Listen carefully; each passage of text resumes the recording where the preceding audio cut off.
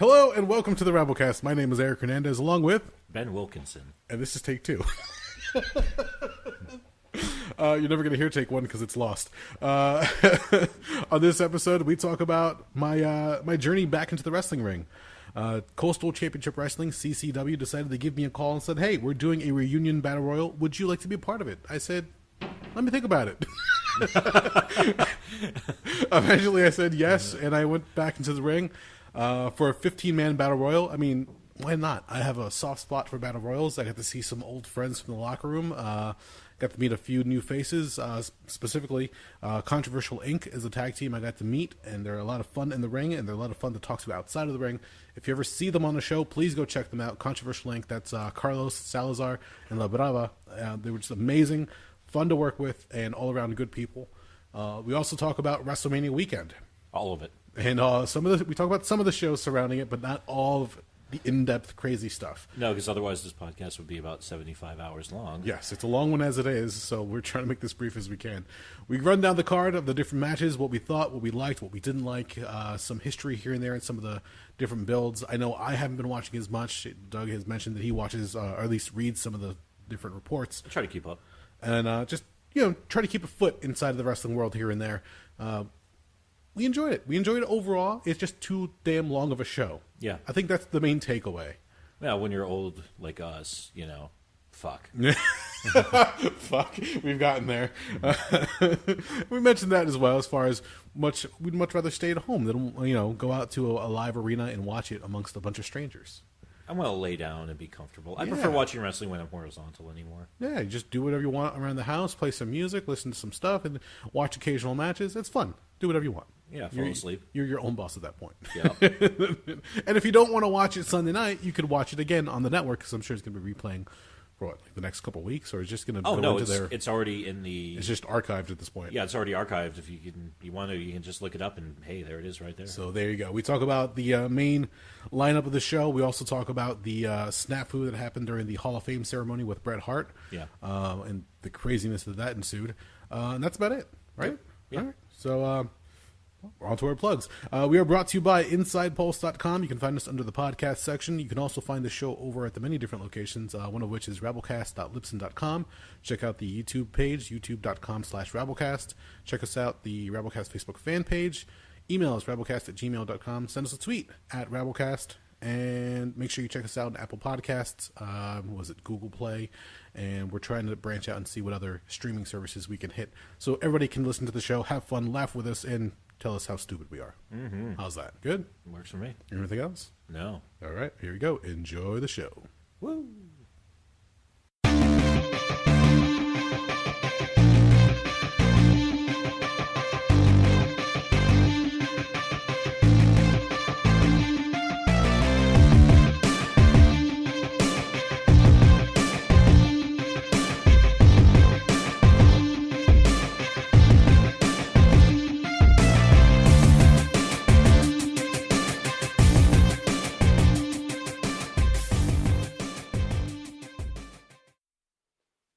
And here we go. Never ceases to make me wonder where random hairs come from. Where did that one come from? I don't know. It was under my mic stand. Which is okay. Really unnerving. Okay. Especially because it's not a size that corresponds with either of us. Yeah, I'm not entirely sure. Yeah, that's... I don't care for that one bit. All right. How are you? I'm hanging in there. How are you? Not bad. Good. Had a busy weekend. Uh-huh. Trying to get back on track with a bunch of different things, but it's usually the case if anybody talks to me. Over this weekend, I got to run into some family. They're like, hey, how you been? Where you been? What's going on? Why don't you return our calls? I'm like, dude, I'm just busy. Like, I would love to hang out with more people. There's just so much going on that I'm trying to find time to fit it all in. And it was like, oh, no, we understand. And then the other ones are like, oh, we should go hang out sometime. Like, dude, I just told you. I'm busy. Let's try to make some time.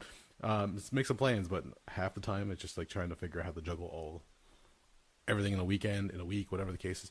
I've gotten to that point where Monday through Friday with work and your whatever routines, by the time the weekend hits, you like clean the house, trying to take care of things that you didn't take care of during the week. Do your laundry. get your car serviced. Oh my god! And it just you're playing catch up. So. No, I'm generally ashamed at how busy even I am, and I have gone out of my way to avoid as many responsibilities as possible in my life. It's very true. You've mentioned this before. No. But it's not easy. No. But I did have a chance to step back into the ring this past weekend. I mentioned it previously on the show because of the way the scheduling goes. We didn't get a chance to actually talk about it leading into it. But WrestleMania weekend, a group by the name of a CCW, Coastal Championship Wrestling, was putting on a show up in Sterling, New Jersey. They put a call out to a bunch of different people, and they said, hey, look, we're doing a reunion battle royal. We're going to have a bunch of different people on the show. We would like for you to be part of it, being that you used to run around the area with one of the other companies, the other company being NWS, which is now defunct at this point. I'm not entirely sure what happened to it, but slowly but surely it just broke down and ended up selling off to somebody else. Other companies started running the same buildings that they used to run, and at that point, I had stepped away. It had been about 6 years since I've been in a wrestling ring. And funny enough, I think that same building where the show that was this past weekend was the same building where I had my last match. I'd never really officially retired. I just pretty much walked away from it because I wanted to have a family. I wanted to be able to have a healthy body and being able to play with my kids. So right now we only have one little guy running around, so I figured, all right, just enjoy this and be it at that. But when the opportunity arose, and a good friend calls up and says, "Really want you to be part of the show. I think it'd be a lot of fun. A lot of people coming back," and they mentioned a few names that are going to be in the locker room. I said, "All right, you know what? My son has never seen me wrestle before, so at the very least, let him experience that. We'll have that on video. We'll have that as an experience, and go from there." And it was fun. Like, I got into the locker room. The locker room, first off, was a lot of fun. I'm always afraid because I've been in locker rooms that are friendly and nice, and other ones that are very politic heavy, and people are just like trying to make sure that their spot's secured and make sure you don't screw anybody over. Like, you don't use their finisher before their match, whatever the case is. Don't use the same kind of spot that they're going to use. And I get it because you want to work things out so that the crowd throughout the night sees a fun show and doesn't see anything repeated over and over again. Yeah, it's fair enough. But sometimes communication lacks, and that just depends on the people running it. Sometimes they're fast and loose. Sometimes they're very structured. Whatever the case is, CCW put on a fun show. I wasn't expecting it to be as fun as it was. I was just expecting it to be old hat. But as soon as we got there, one of the fun parts was ring showed up. We got there before the ring did. So as soon as ring showed up, grabbed my work gloves, helped bring in all the material with a bunch of kids that were there helping out. We helped set up the ring, got ready, ran the ropes a little bit before the show opened the doors, got to the back, and got ready. As we were having a locker room meeting for the Battle Royal, it was funny. We had a chance to meet some new faces, and one of those new faces was a tag team by the name of Controversial Inc., made up of a gentleman by the name of Carlos, another one Salazar, and their manager, La Brava. La Brava was funny because she's 5 foot something. I can't remember, like 5'4", 5'5", smaller girl, and she's standing there with us during the meeting because it's her tag team that she manages. All of a sudden, as we're going down the roll call of who's going to be in what spots, the promoter calls out La Brava, and we're all looking around like, who the hell is this guy? And all of a sudden, somebody points down and goes, "That's her." He goes, "You're La Brava?" "Yeah, that's me." "All right, you're on the Battle Royal." "I am." He goes, "You're on the list." "Okay." But she brought her gear, which is what you do. She always bring your gear. And I had told my cousin, because he was also on the show with us as well, yeah, always have your gear if you're ever at a show. That's one of the things I was taught, because if you ever have a chance to cover somebody's spot, or they need somebody, they're shorthanded, you got your bag in the car, get changed, get ready, you're in there. And she took that opportunity. I don't know where the tag team is from originally. I think she had mentioned something about Florida at one point. But we were looking at pictures before we started, and one of the guys, I think it was Carlos, was wearing a Pennsylvania hoodie. So I know they were busy this past weekend with WrestleMania weekend. They were going through New York, New Jersey. I think they might have gone to PA as well. So they were getting booked in different areas or just checking out different things. Well, there was about 9,000 independent shows between Wednesday and Saturday. So they were really cool. They were really nice in the ring. Everybody worked really well. One of the guys came into the back and congratulated me on being quote unquote stiff. I don't work that stiff, but I like to work snug. But he appreciated the fact that I was laying in the shots and he could feel them. I wasn't entirely sure. Like, at first I thought he was fucking with me. Like, are you coming up and just telling me that I'm an ass? And this is a nice way of saying it. But no, he was being really nice about it. I spoke to LaBrava afterwards. LaBrava apparently has only been in the business for a short while at this point. I think she's coming up on like a year and a half, but she worked really well with the guys.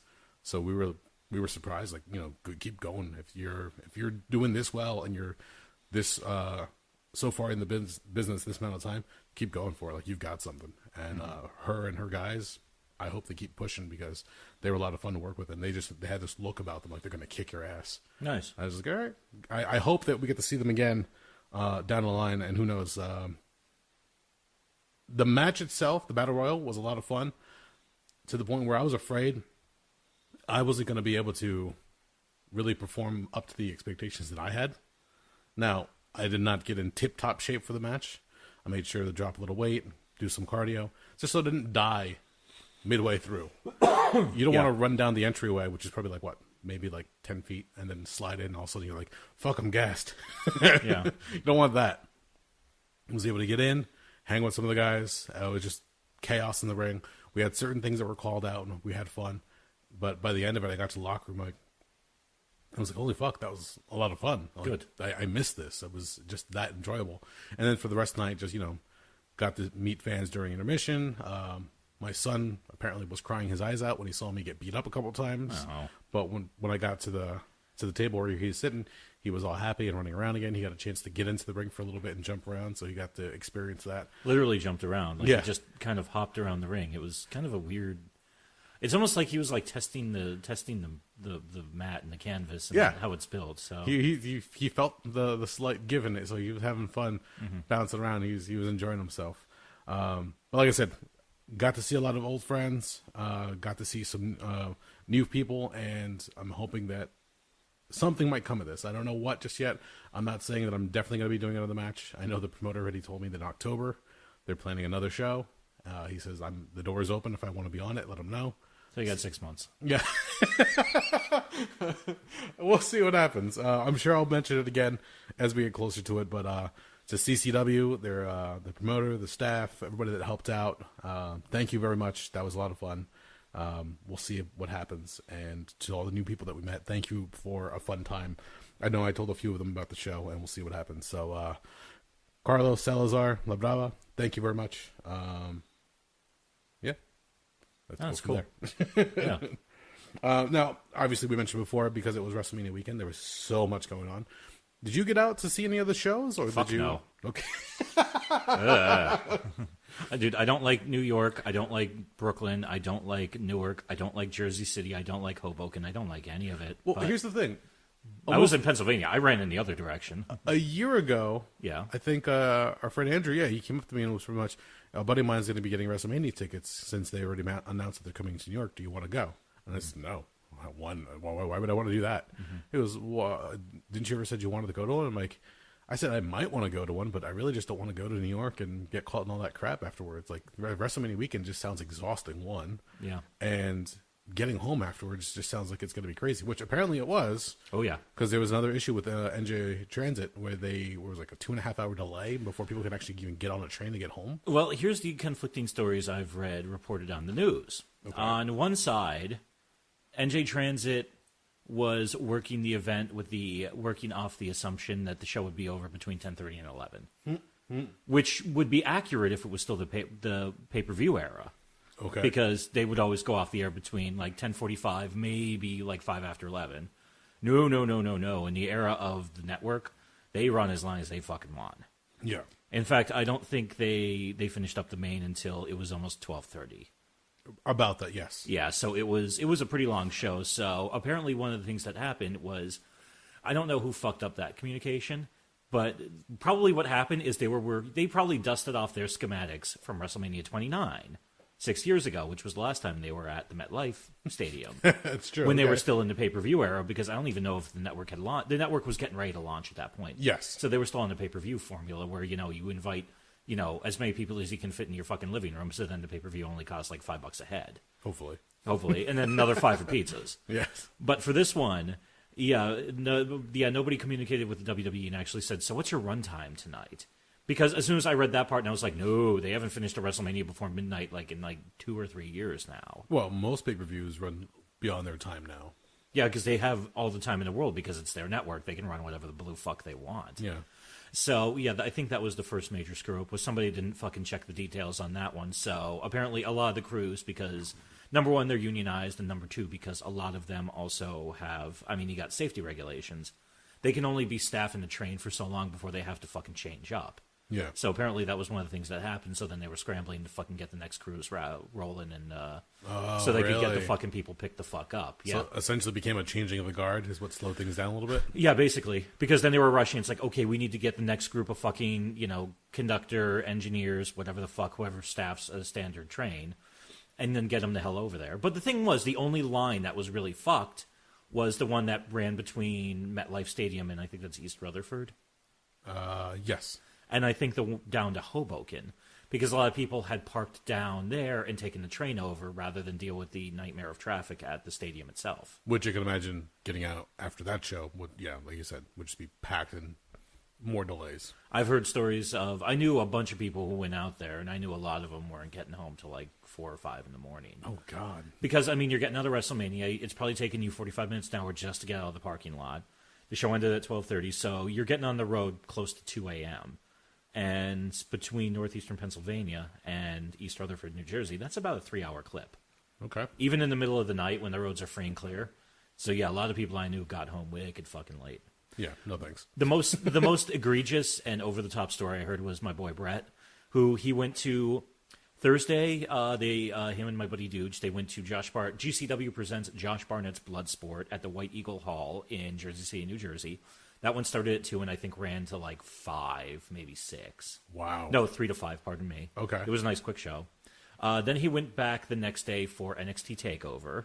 Oh. Then he went back on Saturday for Nova Pro, and then they found out that the tickets for the New Japan Ring of Honor joint show at the Garden were dirt cheap because they were having trouble moving them. The Supercard, really? Yeah, they were at the last minute. They were giving away tickets for $20, $25 a clip. No shit. They could not. He was sending me pictures at the beginning of the show where you just see seas of empty seats. They actually came through and they were moving the crowds around to make it look better for the broadcast. Yeah. Yeah. So he did 4 shows in 3 days. Wow. Plus, on top of that, every day he was driving back and forth between Pennsylvania and the New York metropolitan area. So when I saw him on Sunday for Mania, he was just looked like fried garbage. Yeah, I was like, "How you feeling, dude?" And I'm like, he's just looking at me. He's like, "I am so fucking tired. I'm tired of sitting in a fucking car." Does he listen to the show? Yeah, sometimes. I don't know if he's still been keeping up with it, but okay. I know for a while he was listening to the show because every now and again I'll get a text from him. It's like, "Hey, you mentioned me on the show. What's up?" Like, fried garbage, huh? Fuck you. No, well, anybody after that point, 4 days of wrestling or 3 days of wrestling, what was it? Yeah. Well, and also, it's 3 hours back and forth. Yeah, so that's 6 hours round trip times 3. So that's also all those wrestling shows plus about 18 hours of driving. See, I remember when we were doing the NYCC show, New York Comic Con, driving in, back and forth every day. That of itself gets tiring. I think you came with it two days at most at once? At first I would do 2 days, and then later on I was like, after one day I was like, I can't. I got my fill of this horse shit. And I don't blame you, because I remember after the second or third day, you're like, all right, it's starting to set in now. The final day, you're like, I just want this to be over with. I just want to go home. What didn't I cover? What didn't I get? Let's get some extra footage. And then just head out. Sadly, a lot of it just never panned out the way we wanted it to. But after 4 days, 3 days of driving back and forth, you're just done. You need another day just to recover from all that. And we're a third the distance. Yeah. Because that would be an hour drive for us between here and getting into New York, depending on how bad traffic was. Yeah, no. When the invite comes again, I'm sure, because it will next time around when they come to New York, it's just going to be the same thing. I might want to do a Mania once in my life. I just don't want to be dealing with, the New York crowds. The other thing that kills me about it, too, is early April in northern New Jersey, you don't know what kind of weather you're going to get. That's very true. Yeah. Last year on April 2nd, it snowed. Did it? Yeah. Because I remember last Monday, April 2nd, 2018, which was the Monday before Mania last year when it was in New Orleans. I remember I was super pumped because my company, we had just finished year end. I was like, the pressure's off. I got some breathing room. April's when weather starts picking up. The weather feels better. The drive-in reopens. Good times. And then I walked out of the door on that Monday morning. I was like, why is there 2 inches of snow on the ground? What is this horse shit? So, and even this year, and just to add to the buffoonery and clusterfuck, last weekend, that Saturday, 8 days before Mania, it was like 80 degrees. Yeah. So you don't know what the fuck you're going to get weather-wise. Yeah, stepping out of my house today, I mean, all day it's been a nice day, but when I get out, all of a sudden, like, it's caught a chill. Like, whoa, what the fuck? Where'd it go? Yeah, it rained like crazy for 10 minutes because the new weather front came in, and all of a sudden it dropped to like fucking high 40s. And it's like, fuck, okay. I was enjoying the nicer weather, but that went away for a little bit. Yeah, we still got another couple of weeks where it's a toss-up, so it is what the fuck it is. Yeah, but you're right. Going to Mania, especially the setup that's there for the MetLife Stadium, I mean, they do a real nice job of getting it all gussied up and whatnot, just so they can have the massive amounts of crowd, which, again, they claim to have set another record as far as attendance is concerned. That's always debatable, depending if they set it at, here we go, 82,265. So you always have to consider... Can that even hold that many people? Well, that's one, and then you have to consider, what was comped and what was tickets for giveaways and whatnot. Yeah, friends, family, coworkers, yada yada yada. Yeah, it's a weird muckety mucks. It doesn't actually mention here how many. Well, I guess if I go to the venue itself, how many the capacity is. No, and I mean, obviously, they're probably going to have. It's probably going to be a better capacity for a WrestleMania versus a regular football game because you can cover over the field. Oh wait, and you can set up some chairs and whatnot there. What did we say it was? All right, 82,000 and something. 82,265 was the number that was announced by Alexa Bliss, the host of WrestleMania this year. The actual stadium itself, capacity of 82,550. So they're bullshitting that by an extra 15 seats. I don't know. It depends on how you want to look at it. Well, I also look at this. That's a WWE press release, right? Well, again, that was before the main event. They usually give the number. Yeah, if there was a third-party verification, maybe I'd be more apt to believe them. Fair. Because they did the same thing, I think, 3 years ago when they were at that ungodly huge stadium in Dallas.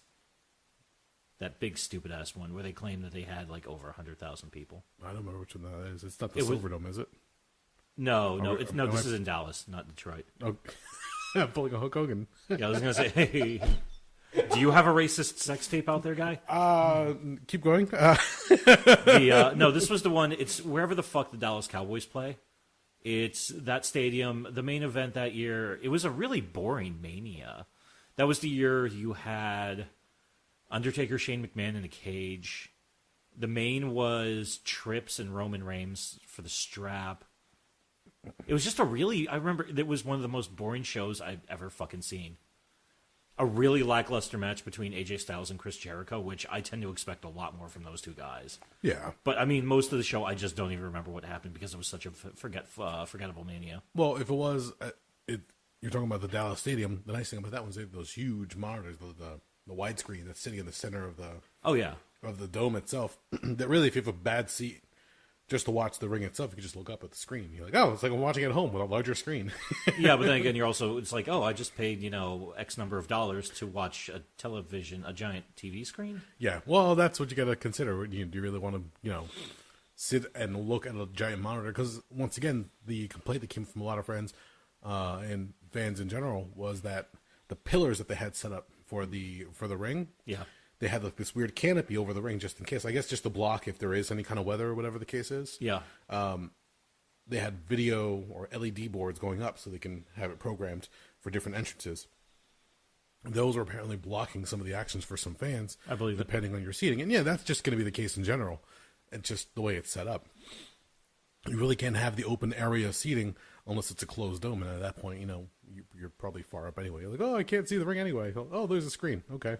Yeah. But well, the funny thing was, our buddy Dan, I saw some of the pictures he posted on Facebook, and it even looked like it was almost too far away for him to see the fucking screens on the side of that canopy deal. Yeah. Like, I was like, I mean, yeah, I've thought about it before. In fact, some people have pitched the idea that I know. I was like, oh, let's go to Mania. We've never been to a Mania. It would be so cool to go. And all I could think was, no, fuck that. No, because it depends on your seating, one. It depends on...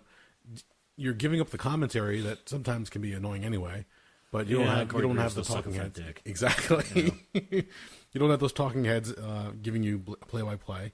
And I don't know, it's just different. Like, you better prepare yourself for the live experience. It is very different to be there amongst the crowd as opposed to sitting at home in the comfort of your couch or your room, whatever the case is. Yep. So for me, maybe I have become that older guy where I'm just like, nah, I'd rather just stay home and watch the show. I'm definitely that older guy.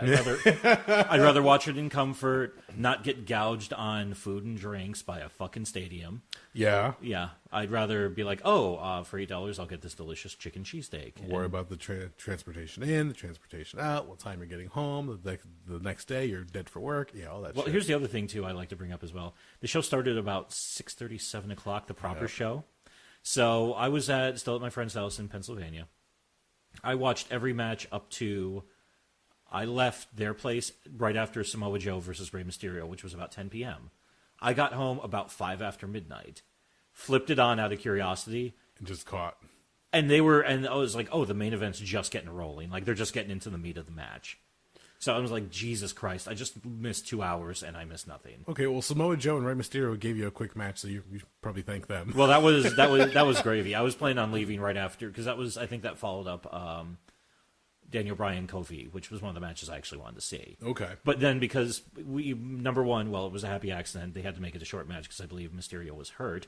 But it just made Samoa Joe look like a fucking killer, which is how he should have been. They should be doing him all around. That, like, if you have a match with him, he's going to try to fucking take your head off your shoulders because it's Samoa goddamn Joe. Can we mention the fact that this show started off in a weird way? Like, the main show itself, we're not talking about pre-shows because they had the Andre the Giant Memorial Battle Royal. Yeah. That whole thing on the pre-show. They had other matches in the pre-show. But they decided to start off right out the gate with Brock Lesnar. Yeah, I was wondering about that. All right, I have a theory on that one, but go ahead. This one came up immediately because, again, this is actually the first year in I don't know how long that Jen and I were the only ones at home watching Mania. Oh, really? Yeah, because a lot of friends were at the show. Other people were just out and about. And then at one point, she looked over and she goes, "Why don't you call Doug and see if he wants to come over?" I'm like, "I guarantee this is going to go past midnight, and I guarantee he's going to leave before that." Mm-hmm. and I wasn't even in the state. Yeah, so I would text you back and be like, "I'm in PA, there, guy." But no, we knew what we were getting into. We've seen it before, but we said, "Okay, let's see what's going to happen." And then all of a sudden, out comes Paul Heyman, calls for his match now because they don't want to wait. They don't want to sit around. He wants to go to Las Vegas where he's ultimately appreciated. They call out to the UFC. And they decided right then and there, let's have a title match. Now, I like this only because it gives the era of, you better be watching because anything can happen at WrestleMania. Yeah. It goes back to the idea of the match between Daniel Bryan and Sheamus. When Daniel Bryan turned around, he was champion at the time, and Sheamus gave him the bro kick in the face in 4 or 5 seconds, pinned him. Yeah, it was something like that. It was one of the shortest matches in Mania history. And people were like, "Oh my God, they just robbed Daniel Bryan of his championship." No, the entire idea of this is that anything could happen at Mania. My biggest complaint about that was that's not an entertaining match. No, it's not. No. I mean, good for them. I mean, they get it out, get it done, they get the payday, but... It's shock value, and it's to try to train the audience that you better be paying attention because we will pull a fast one on you if you're not watching. Mm-hmm. That's the only reason that served. Same with this one.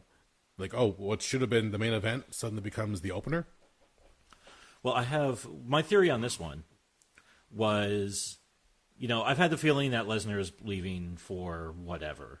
Whether he's going to fight again or he just wants to go hang out on his farm in the middle of nowhere so he doesn't have to look at any other human beings because he hates them through and through. Okay. Like, the man is the true misanthrope if there is one on this goddamn planet. Okay. Because, actually, I remember I heard a report that he went in the back after his match, after he lost the strap to Seth Rollins, cleaned up, grabbed his shit, and he was already on his way to the fucking airport to go home. That fast? Yeah. Wow. Brock Lesnar does not give a fuck. Okay. He is not there for a love of professional wrestling. He is not there because he enjoys it. He's there to he's there to get fucking paid and then get the fuck out because he wants to go back to his farm in Saskatoon. I would like to think, all right, the show starts at 7. Let's say he got out of the ring by 7:30. He got on his plane by 7:45, 8 o'clock. I'm going to say even earlier than that because they didn't go any more than, if they went more than 5 minutes, I'd be surprised. He probably hopped a jet, flew home in record time, got back to his farm, walked in the front door, gave a kiss to his wife, said hi to whatever kids or farm animals are hanging around, went up to his room, took out his wrestling figures from the 80s and started going pew, pew, pew, pew, and so actually had his own Wrestlemania in his room. And suddenly the Ultimate Warrior wins again! The ones that had no articulation in the arms. Yeah, they were that super hard plastic where if you hit somebody with them, it would hurt like a motherfucker. Yeah, they had a little spring-loaded action, so you press down to the shoulders and it pops them forward. Yeah. That's what Brock Lesnar was doing at the end of the night. Well, I honestly have a feeling he's going to be off for a while because, as Jim Cornette says, how can I miss you if you don't go the fuck away? It's true. Because this, I think October is when that ginormous deal they signed with Fox kicks in. Yes. And I think they're moving SmackDown and possibly NXT to Fox. I know SmackDown. I don't know about the NXT details just yet. Okay, because I've got a feeling that keep them off TV for that's 6 months from now. Mm-hmm. A friend of mine pitched this idea, so I can't say I thought of this. Okay. And then when you have the big relaunch of SmackDown on Fox, which they might even rebrand it to be like SmackDown on Fox Network or Fox Presents SmackDown or something like that, just to really make that... Drive it home. Yeah, drive it home. Yeah, you're going to have whoever's holding the strap at the time, they're going to come out and do something, and then all of a sudden Lesnar's music is going to hit and he's going to walk out. Okay. Because, number one, and also he's been dead weight on goddamn Raw for 2 years. He won the strap 2 years ago. Yeah. Back from Goldberg.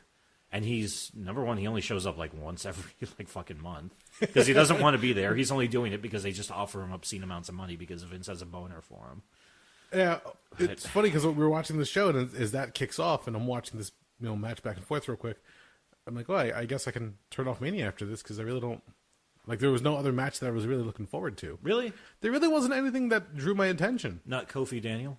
No. Really? Sadly, see, and this is just my personal opinion, so go crazy if you want on me, I don't care. I will. Where, back when they were trying to push Kofi, when he had his feud with Randy Orton, and what was that, about 10 years ago? Something like that. Okay. And it was where Randy Orton had like his was it a NASCAR or a sports car, something in the back, and they had Kofi attack it and like ding it all up and everything. I'm like, oh, okay, that's... You want to attack the guy, not his prized possession, but okay, I understand the idea of the program. Supposedly, Orton back then pitched the little fit, the way that Kofi was working, that he didn't like what was going down, so they de-pushed Kofi at the time. Yeah. And this is before the New Day. This is before they really knew what was going on. Oh, yeah, this is a long-ass time ago. Yeah, and then when they were doing the New Day, it looked like some kind of like a choir revival coming out. You weren't entirely sure what was going on with it. Then all of a sudden, the three of them carried a gimmick very well because they said, screw it, we're going to do whatever we want. And then you have Bootios, and you've got the unicorn strap things that go on your forehead. They became like a living meme. Yeah, more or less. The power of pancakes and everything else. So they just became cartoon characters to the point where you couldn't ignore them if you were in the office because they were doing so well, especially merchandise-wise. Well, I've heard, I think it was from Xavier Creed, where initially, Vince or one of their asshole writers came up with the black gospel thing. Yeah. And that's what they wanted to do. And they quickly sat down and said, can we not do this? And then they tried to explain like their version of comedy to Vince, and Vince kept talking about Jackie Gleason, who's been dead for 30 years, I think. Okay. And yeah, and I think Xavier Creed was basically had to sit him down, or Xavier Woods. I'm trying to call Jesus. You're smashing together Consequences Creed and Xavier Woods. I'm smashing together two different fucking companies, two different gimmicks he had. Where Woods actually sat him down and had to explain to him, it's like, no, kids nowadays they're into memes, and I think I would pay $500 to be there for the conversation where Xavier Woods explains a meme to Vince McMahon. I would throw in an extra $300 if there was video as well, just for the confused and angry look on Vince McMahon's face, because he is a weird old man who lives in his own universe who doesn't know anything else that's currently in the pop culture zeitgeist. So yeah, a meme. He's probably, even if it was on a piece of paper, he'd probably say, "God damn, what's a meme?" That's I like to see not the meeting itself, but the aftermath where he calls up Hunter. Yes. You know what I learned today? Memes. Vince, what the fuck's a meme? Xavier Creed kid just told meme. No, you probably call him by a different.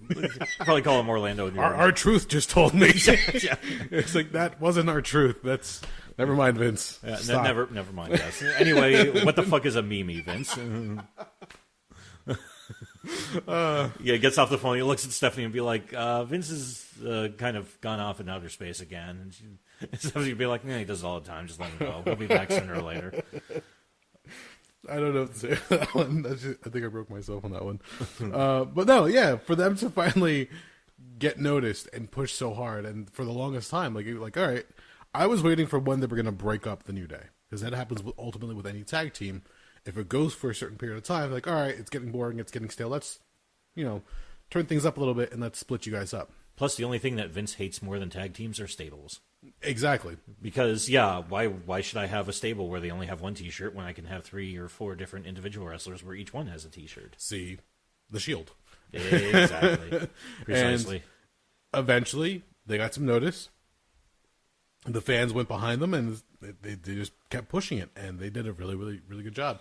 Even past the whole controversy with Paige and the sex tapes. Xavier Woods was involved in one of them. Oh yeah, I forgot he was Bone Zone in there. And they were able to, all right, let's leave that one alone. It's quiet. Let's keep pushing along. Even Paige is still back on TV now. She showed up as guest commentator for one of the matches. So I was like, all right, cool. We would just let that slide. The only one that's gone was that Maddox. Brian Maddox, yeah. Yeah, he's the only one who's gone, and that's about it. So, yeah. But for the New Day, they were able to push, get noticed. I thought for sure that Big E was going to be the one getting a big push. Because he's a big monster, Jack. Because, Vince looks the big guys. But eventually they said, all right, Kofi's been around the longest, so let's give him a push. Uh-huh. But for me, I just don't see Kofi in that light. I really don't. I didn't either until they started kind of doing the build with him. And it's a tried and true formula in wrestling, the underdog who wins the day. But honestly, Kofi Kingston is one of those dudes. Of all the stories I've ever heard, like wrestlers telling shoot interviews or other interviews or whatever the fuck, I've never heard anyone say anything bad about Kofi Kingston. I've actually heard some quite endearing stories. Actually, even if CM Punk likes you, you're probably doing something right, because that fucker hates everyone at this point. Where he tells a story about when they were road partners and used to travel together, all the times they get pulled over because Kofi looks like Kofi and Punk looks like Punk. So the cops are like, there's got to be at least meth or crank in this car, possibly both. or marijuana or meth in this car. Looking at one guy, a weird-looking white guy with bags under his eyes, covered in tattoos, and a black guy with, wild dreads and shit. Yeah, if you're looking at on the surface, you're looking for a score on that one. Yeah, and then you're sadly disappointed when you find absolutely nothing but some merch. No, they one story was I think they got pulled over in like Missouri or something like that on their way to the next town for I think a house show loop. Yeah, they get pulled over and the cops are like, "Why don't you step out of the car?" And Punk's like, "No, I'm okay right here. I can talk to you right here." And Kofi and Punk kept even saying, "Kofi, stay in the car." And Kofi's like, "No, it's okay," because Kofi kind of grew up sheltered from what I gathered. Actually from Ghana, on a side note, which I never knew that. No, okay, he wasn't from Jamaica or Kingston. I forgot about that. But Kofi ended up in handcuffs on the curb. They fucking finally get Punk out of the car. They search the car. They find nothing, to the point where they were even like opening up their jugs of protein powder and like sticking like their hands inside, like fishing around. Brought out the dogs. The dogs found nothing, and finally at that point there were like 5 or 6 cop cars. 10, 12 cops there checking them out. They're just like, "We're professional wrestlers. We're on our way to the next fucking town. We've been here for 2 fucking hours. Have you not yet figured out we don't have fucking drugs on us, asshole?" And finally the cops are like, "Okay."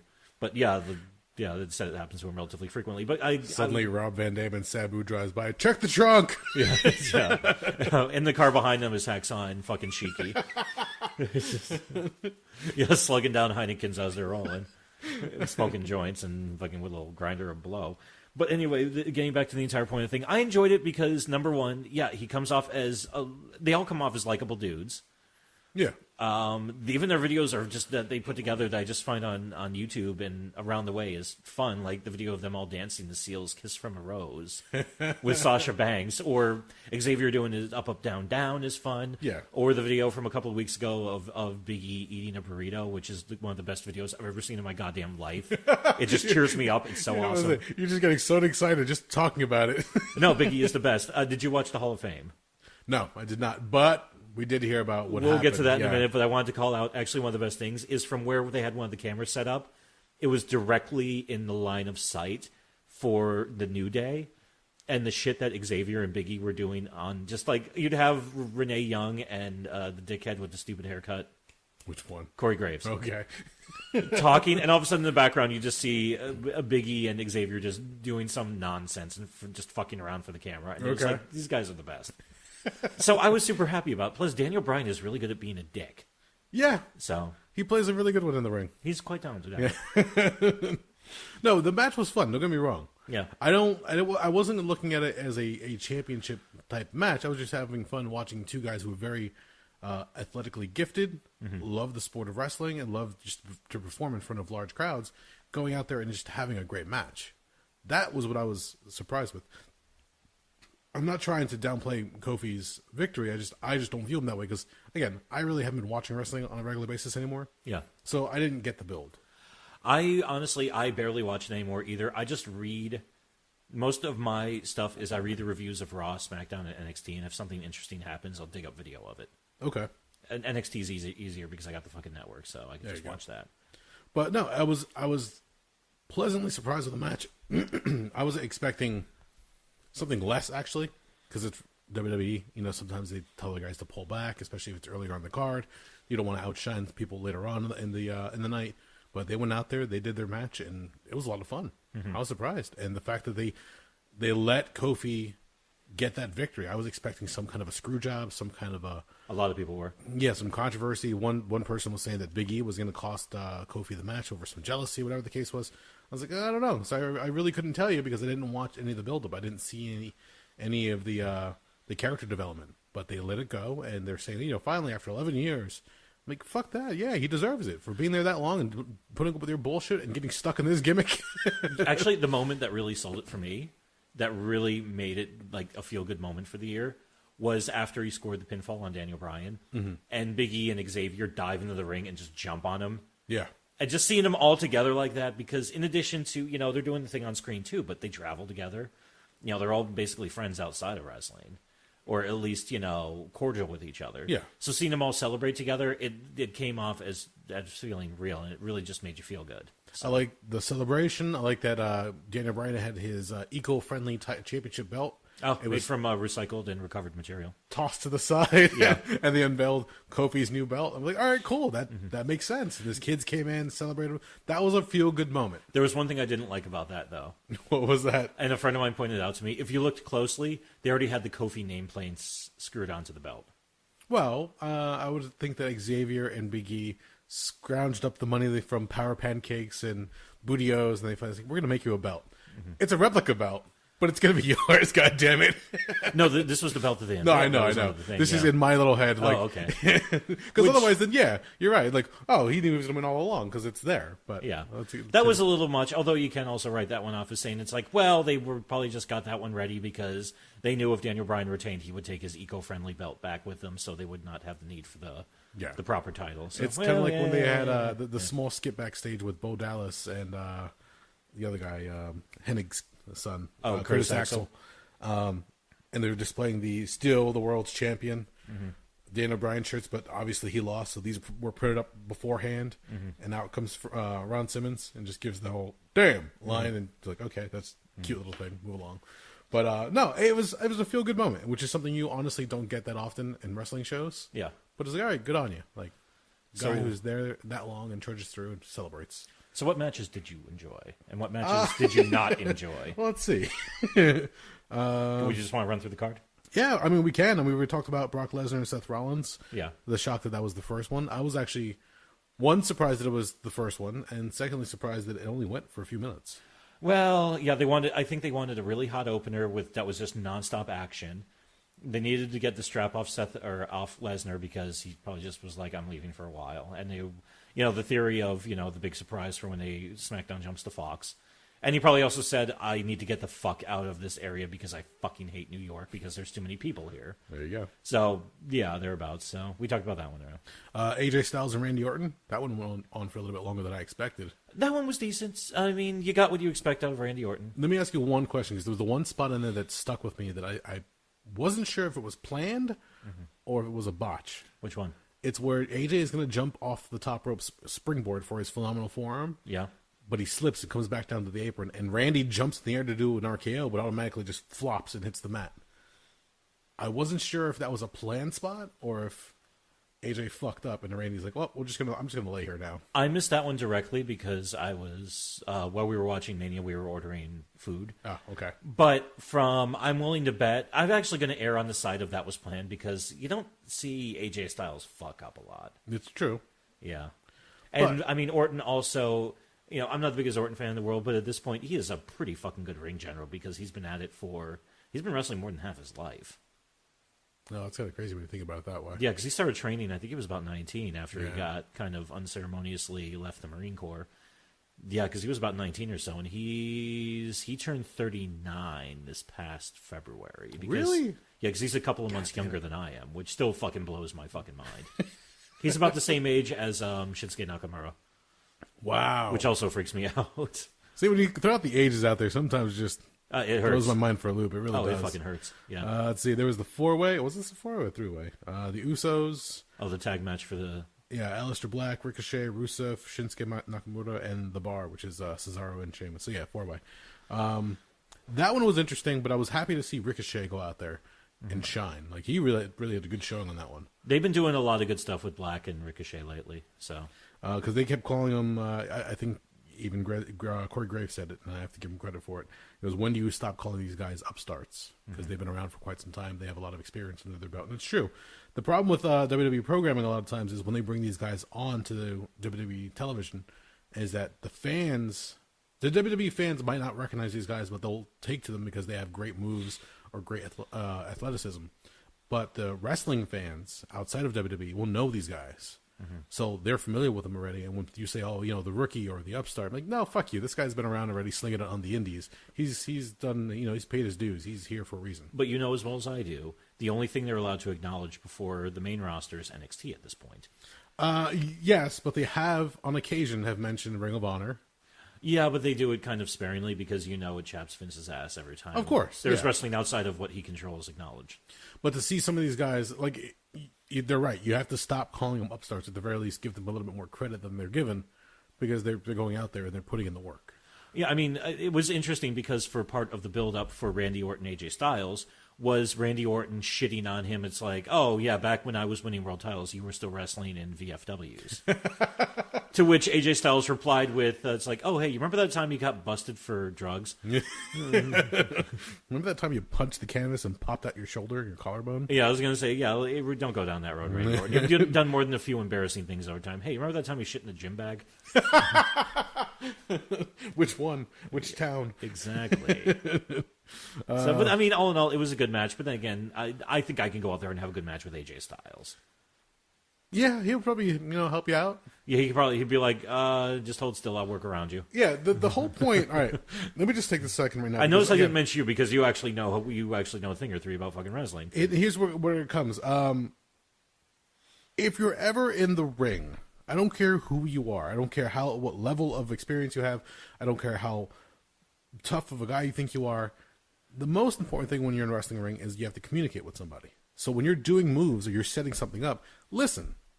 Because you can't just have it one-sided the entire time. Yeah. I mean, a good example is, I'm sitting there in the corner, and all of a sudden I'm getting, chopped in the chest or getting clotheslined, and all of a sudden the guy says, duck the next one. Mm-hmm. Okay. That leaves it open so I can do whatever I want at that point and just take over on that person, and then they get broken up because it's a battle royal. But otherwise, if the guy just keeps pummeling me the entire time, it's like, what's the point? No, it's boring. Yeah.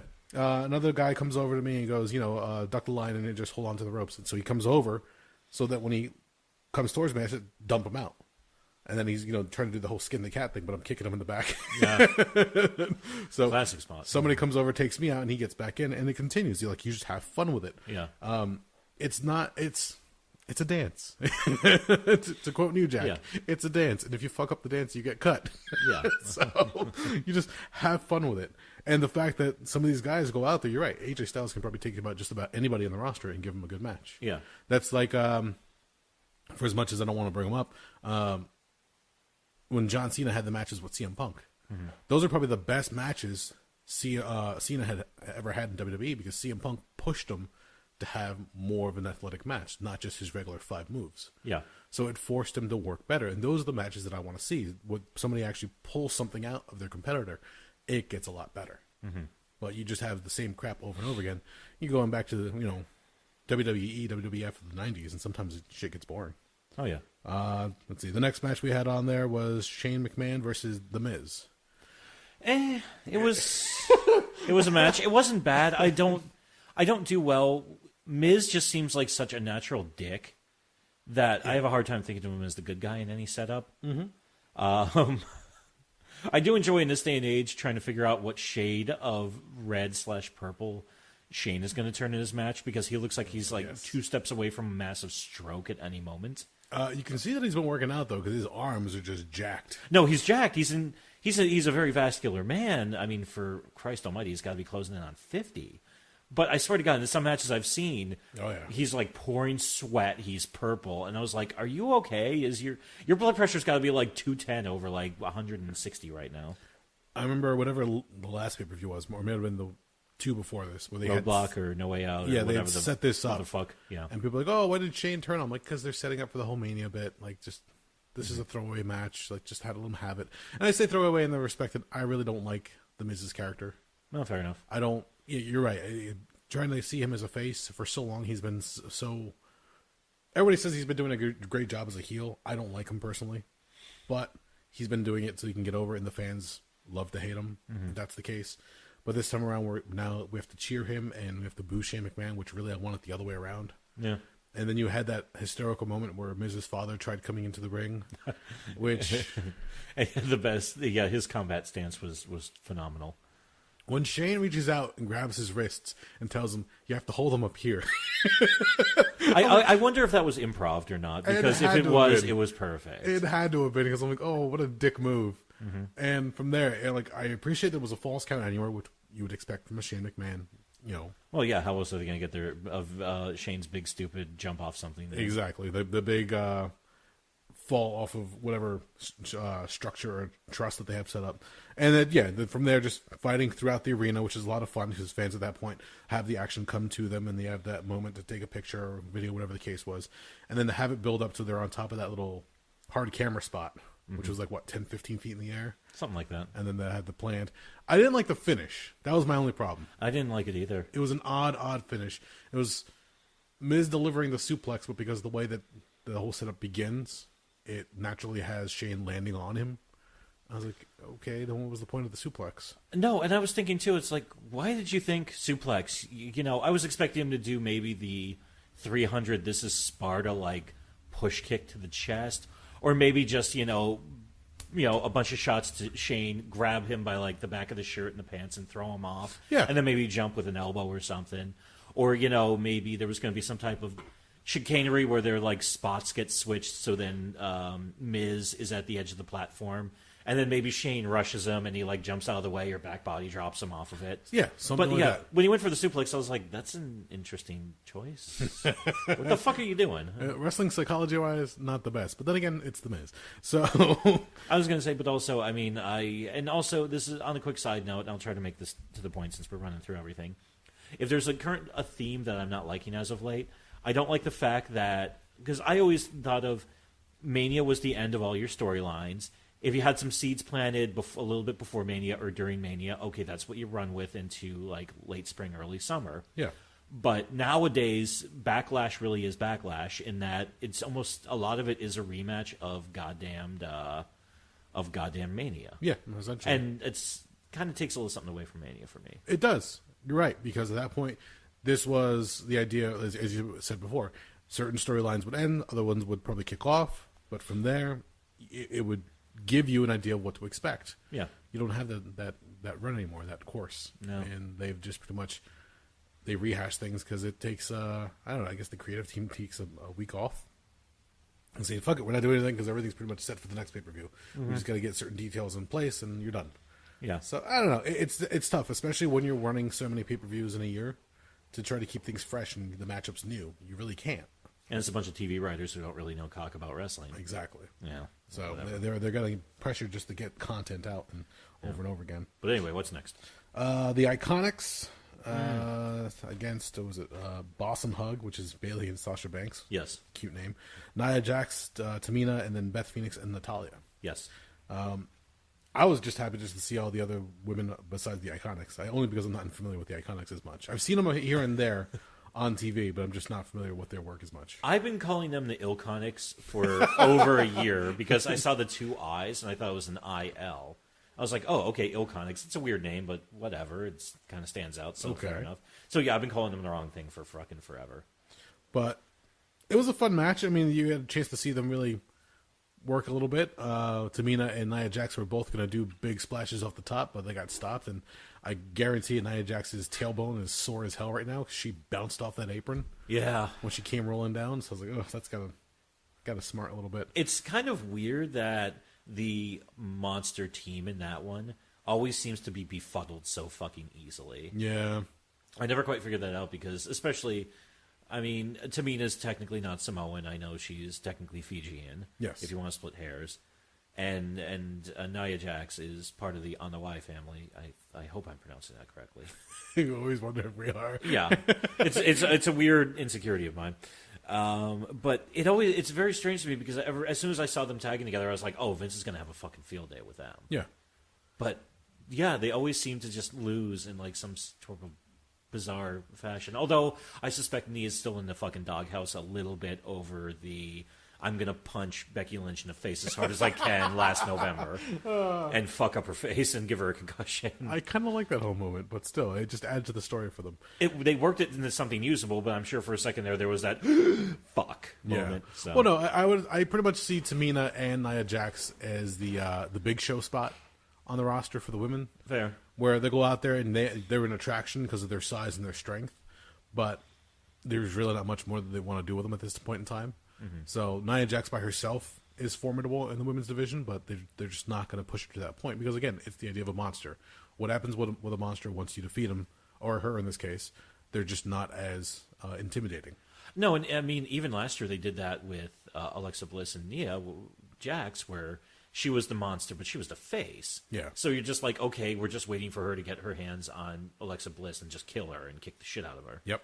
And they didn't even do that good of a job last year, but we'll not talk about that. No, it was a good showing for the Iconics. They stole a victory as I think it was Natalya and Beth Phoenix were setting up for the finish. Yeah, they hit the heart attack on Bayley, I think. Yeah. And then, yeah, when she went for the pin, they came in, knocked her out of the way, and stole the pin, which was actually, I enjoyed that finish because I was like, oh, that's some, it's a very heelish thing to do. Yes, which worked really well for the match in that case as far as storytelling. So good for them. We spoke about Kofi Kingston and Daniel Bryan already. Yeah, so I think that was probably my favorite match on the entire card. Okay, I'm gonna see if I'm trying to remember some of the other ones. We'll keep going through. Walk through them. Samoa Joe and Rey Mysterio. We already talked that one. That's a minute. Yeah. Now you said that Rey Mysterio was injured. What was he? Apparently something happened with his ankle on one of the go home shows. Okay. Yeah, where I don't remember the exact details of it because trying to keep up with wrestling news the last week has been a fucking nightmare. Oof. Especially with how busy I've been at work. So, but I remember reading that, he had something. It was enough where he had to take care of it, but it wasn't bad enough where they had to shit can the match. Okay. So, I think that's one of the reasons why they turned it into, Ray, you're going to go out there and Joe's going to just smush you.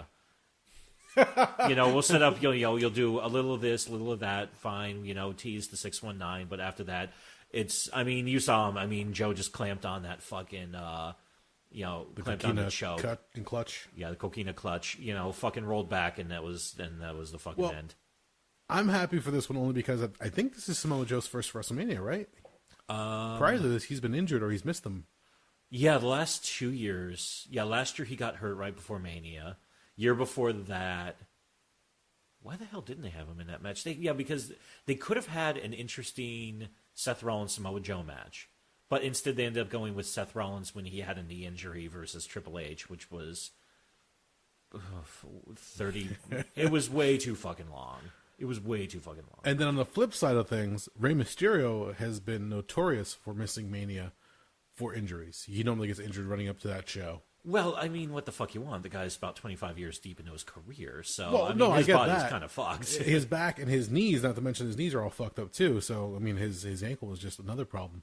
But I know there's a number of times where if you go through the cards, you'll miss Rey Mysterio because of some injury, and he just hasn't been able to. True. Which sparked a whole other argument or fight between WWE and Rey Mysterio, where they said, all right, you're on the shelf for 6 months. We're going to add those 6 months to the end of your contract.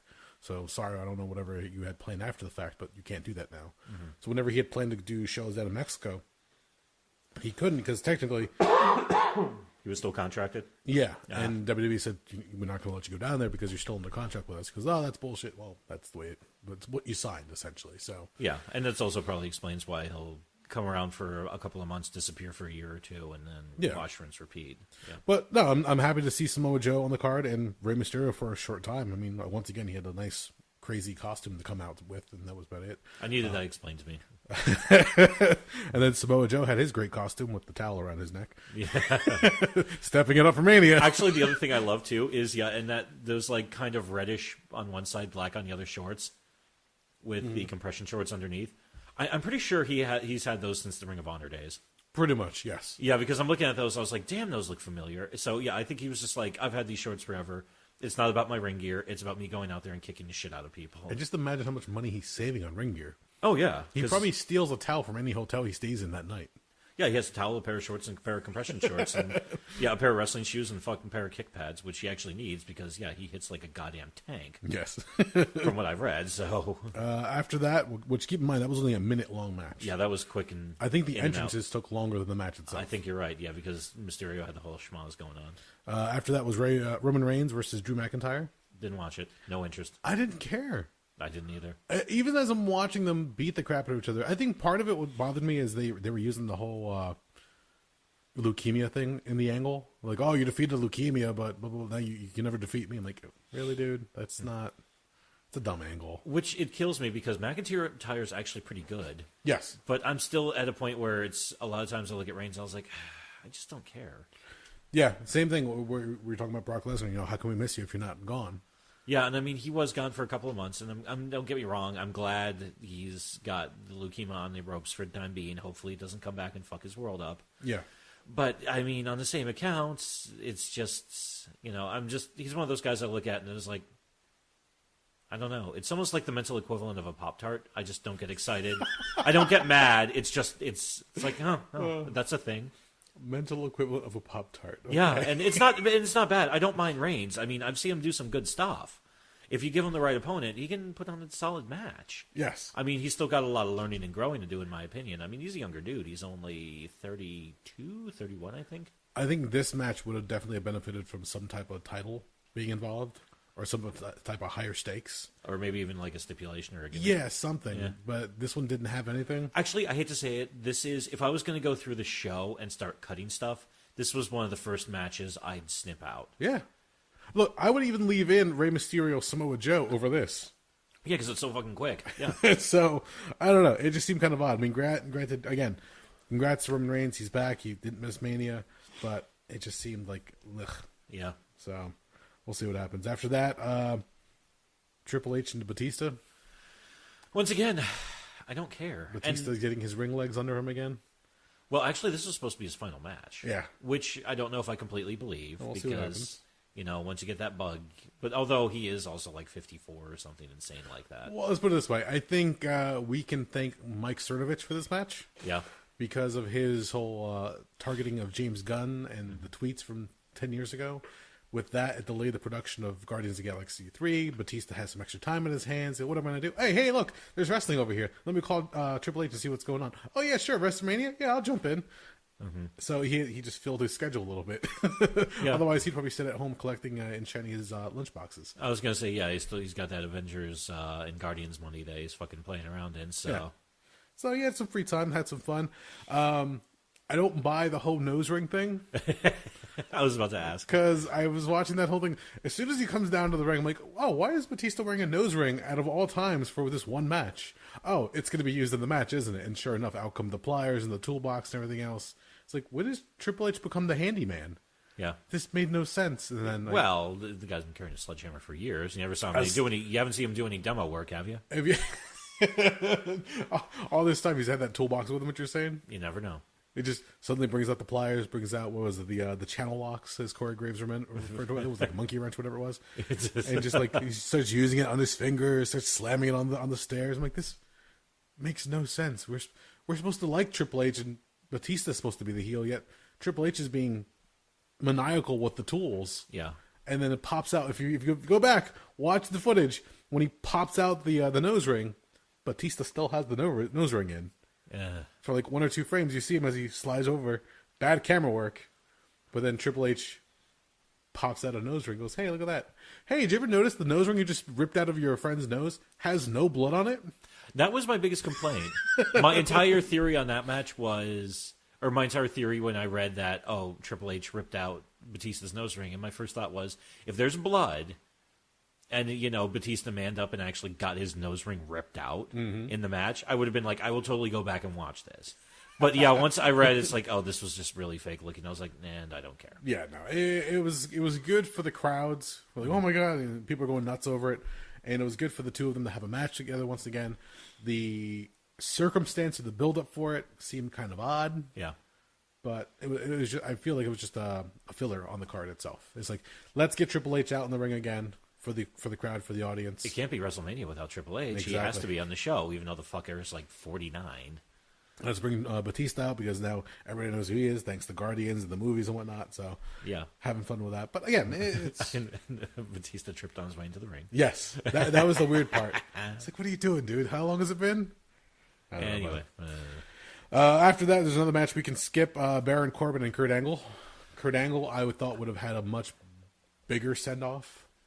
Well, this match is years later than it should have been. Yes. I'm glad, and I really hope he stays retired because I really want Kurt to be around a long time because his body, when he took his the singlet down and you saw his body and his neck, it's like, you just don't look right, dude. No, like, you look like you're a mess. And I know he's had so many insane injuries over the years, and his neck is fucked and his back is fucked.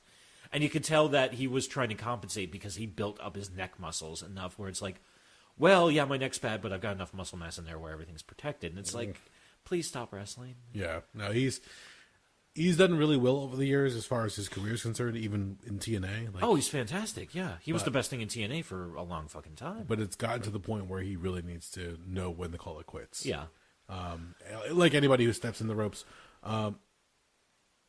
your body, to steal a line from Jerry Lynn, your body has a bump card, and there's only so many bumps left. Yeah. I think Kurt Angle has overused that card quite a bit. Oh, yeah. So it's time for him to step away, and the fact that he did it this way, I'm happy for him because it was at WrestleMania. I'm not happy it was with Baron Corbin, who at this point I'm still kind of confused as to why they're pushing him so hard. I couldn't figure that one out either. Like, even with the gimmick change, it still doesn't help things. I don't look at him and being like, oh, look at that bad guy. I want to see somebody beat him. I just think of, I wonder what else is on right now. Yeah, exactly. Like, I just don't give a shit about the guy. There's certain guys that just, somebody takes a liking to them, they get a spot on the show. I would imagine it's Triple H in this case, and they just keep pushing him. But otherwise, I haven't seen anything yet to really warrant his spot. Especially this high on the card. Yeah. This is like the third match from the end. Yeah. And I was like, okay, this could have been earlier in the night maybe. But then again, that also downplays Kurt Angle's farewell, so it's kind of a give This was the Kurt Angle show. I mean, obviously, it was not a very long match. I kind of skimmed through it a bit where I was jumping around here and there. I knew Kurt was going to lose because, and a true veteran goes out on their back because that's the way it's supposed to work. Exactly. At least in my estimation. So he did that, and then he got his nice send-off where, he just kind of went out and everybody, did the "You Suck" chant one last time. Yep. And, and here's the thing, though. I'm perfectly happy with him coming on TV. Like, I liked him being an authority figure. If he comes back here and there just to do something fun, because he was, he was one of those rare quantities you had where you had somebody of such an insanely high physical caliber, like Olympic freestyle caliber wrestler, but he had this weird way about him where he was actually fucking funny as hell and charismatic when he needed to be. So he was that rare mix of the two. Because even, I remember an interview I was listening to with Dan Severn a couple of years ago. And Dan Severn also said that one of the things that always stymied him when he got into pro wrestling was, in amateur wrestling, you were taught to be stoic. You didn't show anything because you didn't want your opponent to know how you were feeling at that moment. And he said it always blew him away that Angle was able to emote so well in his matches for a guy who was, that caliber, he basically had it both. Yeah. Which is such a rare commodity. So good for him, and I hope he enjoys retirement. He doesn't, do anything crazy like the side. oh, I'm going to go to Japan and, get bumped off the top rope onto the floor. So long as WWE gives him some kind of a contract, like a Legends contract or something, keeps him on board, I think he'll be fine. Yeah, and basically says, we're not letting you do anything insane because you're a crazy athlete and you don't know when to fucking quit. Exactly. Just keep him under wraps and hopefully things will be fine. Aye.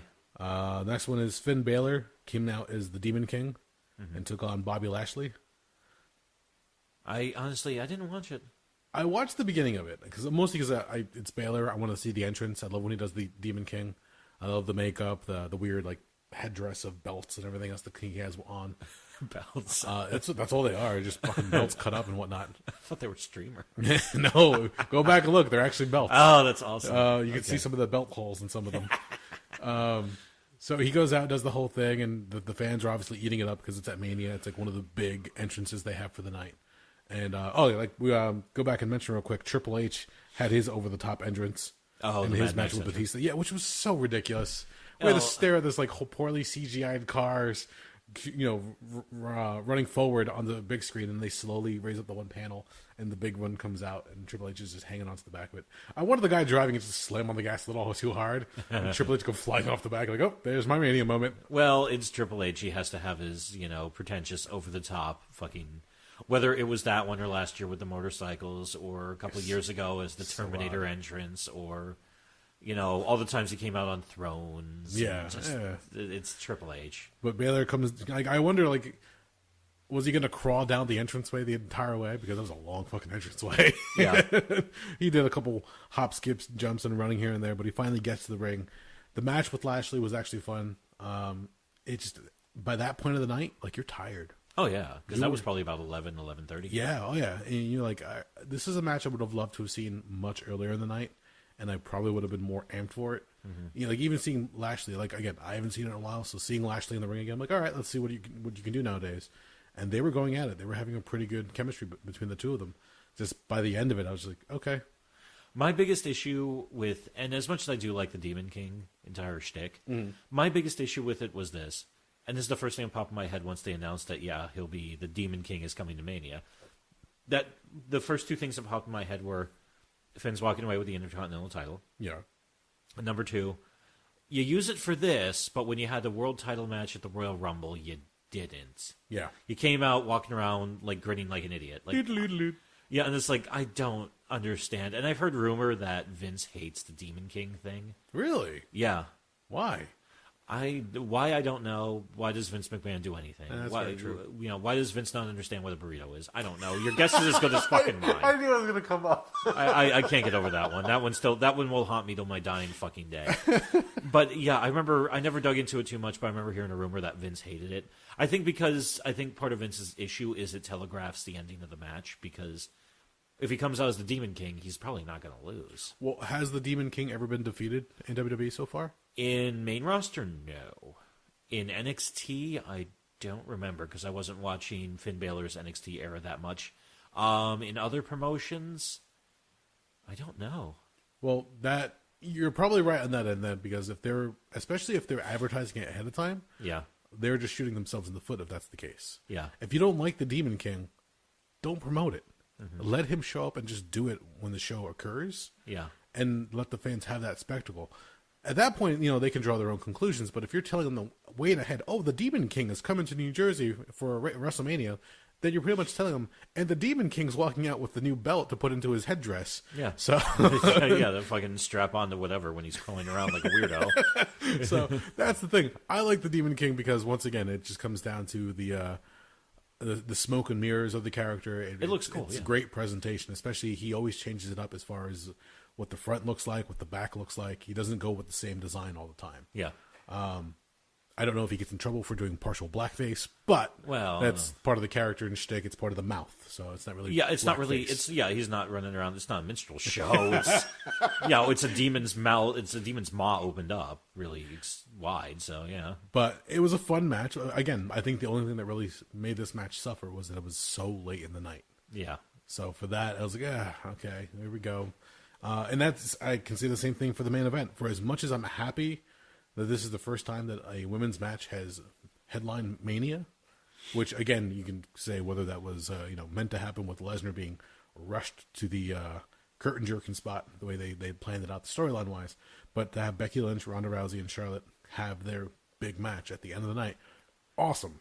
To have it at midnight, fuck off. Yeah. I was just exhausted at that point. I'm like, especially since I gave him a good 20-plus minutes to go, which is kind of what you need for a three-way since, you know... Well, the 20-plus minutes, does that count Charlotte's long, pretentious video shot of her flying over Jersey in the helicopter, or did you not see that? No, I didn't catch that. I walked in when I got home from Pennsylvania. It was just about, I think it was only a couple of minutes in the match because it was maybe 5 after or 10 after 12. Okay. So entrances were done. Everyone was in the ring. And like I said, the initial feeling out period was over and they were just starting to get into the real meat of the matter. Okay. So since you didn't watch it, I did read, yeah, and I know it was kind of like an homage to her dad because he did that at Starrcade 83 or 84, I think, where which he is came a in on the cute, helicopter. Yeah. cute callback to that. But they show it, and the helicopters come, and they keep showing her in the interior. She's just sitting there, like almost looking down. The belt's on her, and when they land, they take her coat off, and then they put on the robe, and now she has to walk from like across the street down through a loading dock, and then they cut into the inside of the arena where Ronda and Becky are getting their entrances. Where it was definitely not filmed a day or two before. Yeah, no, it was like, oh, now you got to walk to get to your match. Oh God, how horrible is this? Well, that's the other weird one. I mean, what a weird place to do that in at, you know, one of the most congested parts of the fucking country. Yeah. You know, it's not like you're on a football field or a baseball field or whatever. So. That's what I was thinking. Like, they could have landed somewhere where it may have seemed like a little bit more upscale in a sense. Like, have her land on the top of a skyscraper or something. Something where she could just like get rushed down, ride an elevator down, and get in the car, and have her be the last one come out. She's the champion, and then have her presented. Mm-hmm. But at that point, like, they showed it so late in the night, and just like, oh God, really? We have to wait for her to get the inside of the building. Mm-hmm. But again, not to take anything away from the women that had that match, they all had a lot of emotion during that match. They were getting beat the fuck up. I don't know what the hell happened to Ronda Rousey's leg. It looked like it just got chewed up somehow at one point. Yeah, they were going for it out there. Her elbow started bleeding. Charlotte's elbow started bleeding. Like, they were just beating the crap out of each other. Jen had mentioned something that sometimes the acrylics that they put on their nail tips gets sanded down so finely that they become sharp. Really? So maybe that might have been the case. I don't know if I doubt Ronda Rousey has acrylics on. I'm just saying.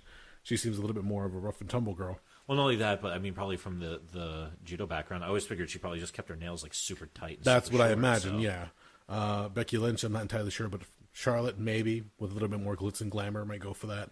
Yeah, it's part of her imagery. But it just came down to a very formulaic match in the terms of they would eliminate the third party and then just start beating the crap out of each other. In this case, the third party was usually Ronda Rousey. Yeah, who would have to try to fight back in just to try to keep.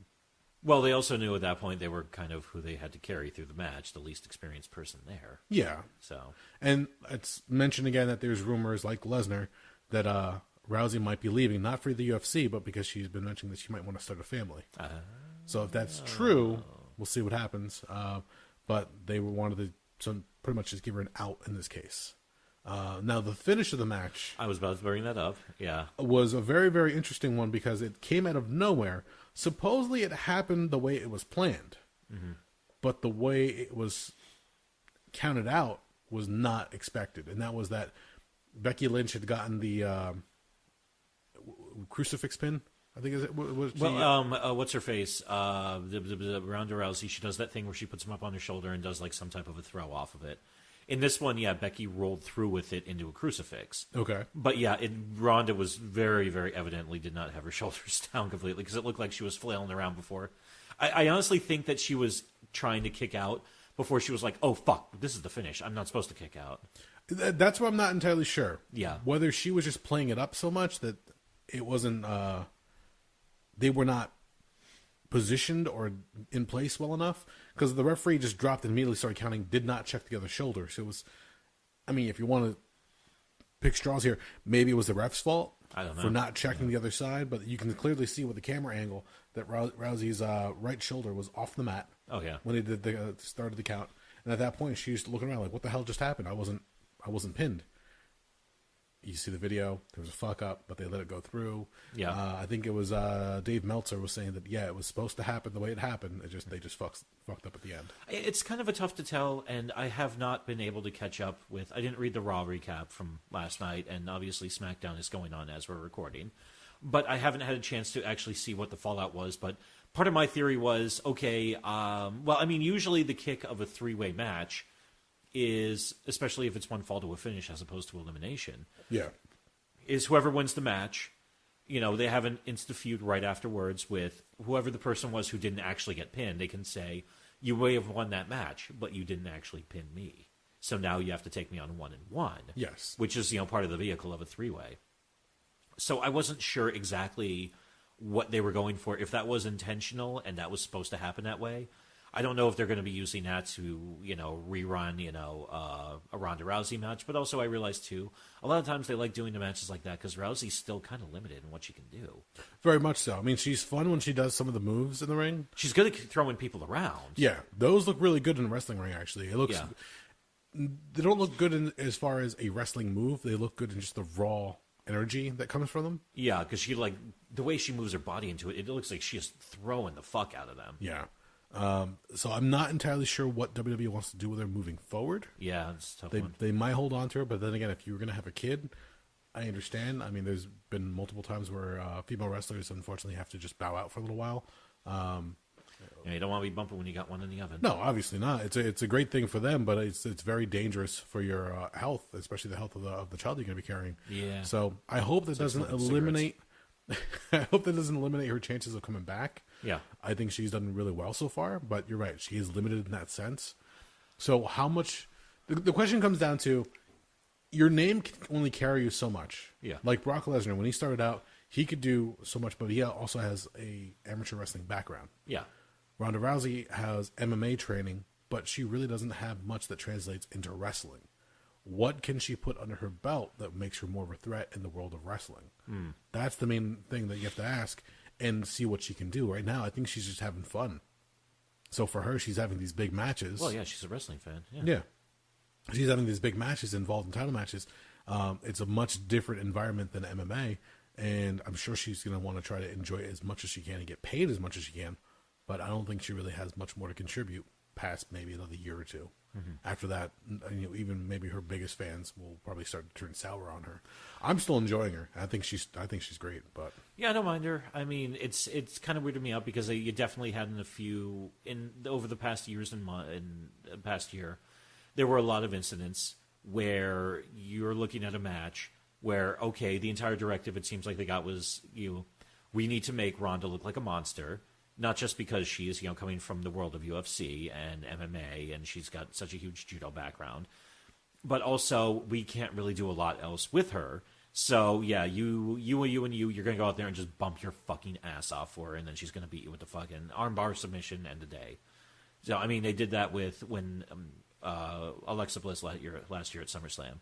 A couple months ago, they did that with Ruby Riott. I'm probably forgetting a couple of matches along the way, but it's that's basically been the formula for Ronda matches. Which right now they've got two things working for them. Number one, it's how it has to be because of her limited skill set, and number two, it makes sense for her character. But sooner or later, they're going to have to show some cracks in the armor. Otherwise, you're going to have the Superman problem. Which what the fuck? What are you going to do with that after a while? Yeah, and again, it's because this match was on so late at night. Yeah. Like, I'm sure the fans that were in the arena were just tired at that point. I know Jen and I at that point were like, we're just going to bed. Well, here's the other thing, too. And actually, the most important thing I remember, too, is for this one, the fans, and this was actually something I was kind of curious about, and this is actually a testament to how much people are all about Becky Lynch right now. They didn't turn on the match. Like they did last year, where the final match at WrestleMania 34, the Lesnar-Reigns match was... by that point in the night, everybody was just shitting all over it. Not just because they were tired, but also, they were tired of fucking looking at Roman fucking Reigns. Yeah. So, yeah, the fact that they were still into the match and everybody, blew up pretty hard when she won and all that, and she was running around with the dual straps. And it's also cool because the Becky Lynch stuff started, last September, August-ish, I think. I think it was actually SummerSlam when she turned on Charlotte. And the original plan was they were going to make Charlotte the face and Becky Lynch the heel. But then the crowd really came up for Becky Lynch, and they were like, holy fuck, she's, a badass now. And they fucked with it for 2 months before they said, okay, the fans want her, so... Yeah. And that's where it was. And it's been building like that ever since then. So. You even mentioned the whole thing with Nia Jax punching her in the face, giving her concussion, and pretty much like denting her face. Yeah, busting her and bloodying her up pretty good. Yeah. That just added to her character. Oh, yeah. Because if you can survive a punch from Nia Jax and want to continue the fight, that just makes her more of a badass. So, yeah, they've had a nice build for her. And I'm happy that they finally gave the women a chance to shine. Mm-hmm. I mean, I know they had their recent pay-per-view, the all-women's pay-per-view. Yeah, which is fantastic. But to have a spot at Mania, headlined by 3 of the top women so far, it's fantastic. This is the stuff that, when you had Trish Stratus and Lita and Chyna, you wish this kind of thing was allowed then. Yeah, but they were just seen as a side attraction to the main show. Well, there was that regression too, because in the Attitude Era, you actually had some talented, wrestlers. Oh yeah. Stratus wasn't the best natural wrestler in the world, but she was working at it, and she was a good athlete. Lita was willing to do crazy batshit stuff. Chyna was, had a 330-pound bench press. Yeah. But the sad part was then we had that regression when we got into the mid to late 2000s. Yes. But, I blame that all on John Laurinaitis. So. Of course. Well, I mean, he's the one who quite literally picked out Kelly off of a calendar. Yeah. And said, she's cute. I want her in here, and let's just train her how to wrestle, and we'll sell stuff. Yeah, and we'll build everything around her. It'll be bra and panties matches and pillow fight matches and, stupid shit like that, and a wet t-shirt match or whatever the fuck silly nonsense they had. And you look at that and you think about now when you have so many fucking talented wrestlers like your Becky Lynch's and your Sasha Banks and your Bayley, and I'll give the devil her due, Charlotte, even though I just don't really care for her. and Asuka and, fucking Christ. I mean, the list is, an Ember Moon, and the fucking list goes on and on. So. Yeah. No, it was nice to see the match. Like I said, the raw emotion that was into it made me get excited for the match, even though it was so late night. I just wish, and this is just overall for just about any Mania card in recent years, I wish they would truncate the card. You cut an hour off that show. Something. Yeah, because it can't run that long, and you can't sustain. Like, there's a point where the crowd, once you get them hot, you have to keep them hot. You can't keep them hot that long. No, and I mean, you have your matches, you have your quote-unquote, your cool-down matches periodically, which are kind of, I'm going to go take a piss and grab another soda. Yeah. But, at a certain point also, the arc of the show is, after a while, it's over. Actually, here's a fun figure for you. This one, I think, counting the pre-show, I think there were 18 matches on Mania this year. Counting the pre-show? Counting the pre-show. Which is, tell you right now. That's 2 Battle Royals, a tag match between... the 2 dickheads who are fun, and the Revival. And I think the 205 Live match with Tony Nese and Buddy Murphy. Altogether, it looks like 16. 16 matches.